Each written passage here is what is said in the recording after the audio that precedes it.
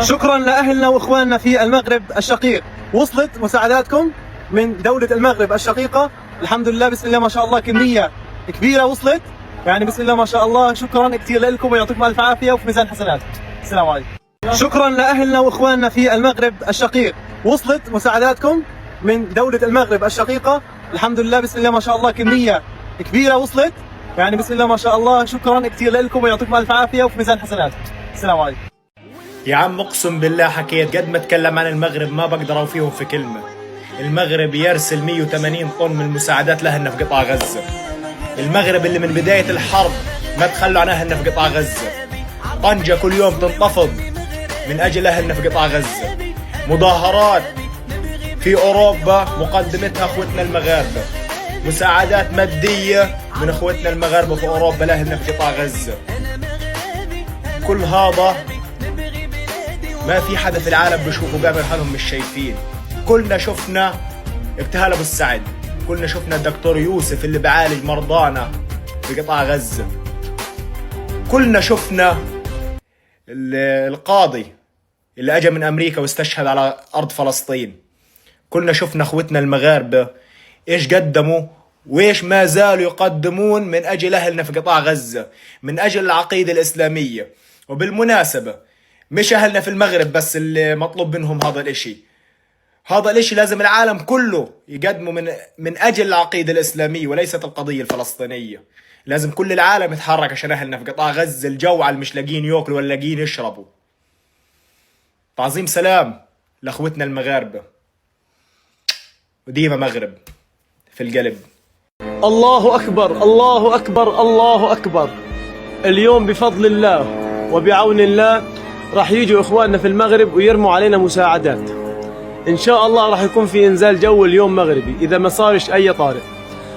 ولكن يا أهل المغرب يعني مع احترام الشديد إلكم ولكل حدا يقوم بإنزال جو علينا في غزة، المساعدات لا تكفي إلا 5%، ولكن هذه الخطوة يعني بتيجي شوي تخفف علينا 5% وبضل عندنا 95%. بدنا نصمد عليهم ونصبر.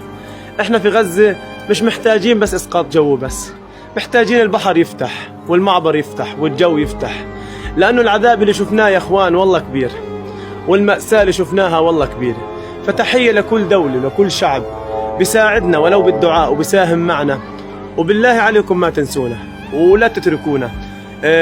ادعوا لنا في اليوم في الليل في النهار في كل وقت. بنحبكم والله من غزة. تحياتي لكم.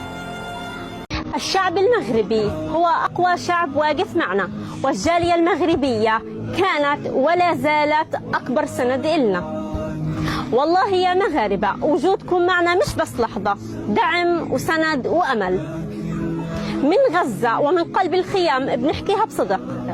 دعمكم ما راح، دعمكم واصل وواصل بأمان. بنوصلوا باسمكم وبنحملوا أمانة عرقابنا. نحن في فريق آلاء أم كرم بنعمل كل إشي موثق، من توزيع المي والطعام والمساعدات الكل بيقدر يشوفه عبر الفيسبوك والإنستغرام. ليش؟ لأنه بنآمن الأمانة مش لازم بس توصل، الأمانة لازم تنشاف. صور، فيديوهات، لحظات حقيقية كلها شاهدة على خيركم. أطفال ضحكوا بفضلكم، أمهات دعت من القلب، وناس ما نسيوا وقفتكم. وبدنا نوجه تحية خاصة للجالية المغربية، الناس اللي رغم بعدها ضلت واقفة معنا خطوة بخطوة. وهاي رسالتنا لكم، احنا وانتم شركاء بهالخير، وهالطريق ما بنكملها إلا سوا. واللي حابب يعرف أكتر أو يساعد يضغط الزر تحت الفيديو ويتواصل معنا على الواتساب.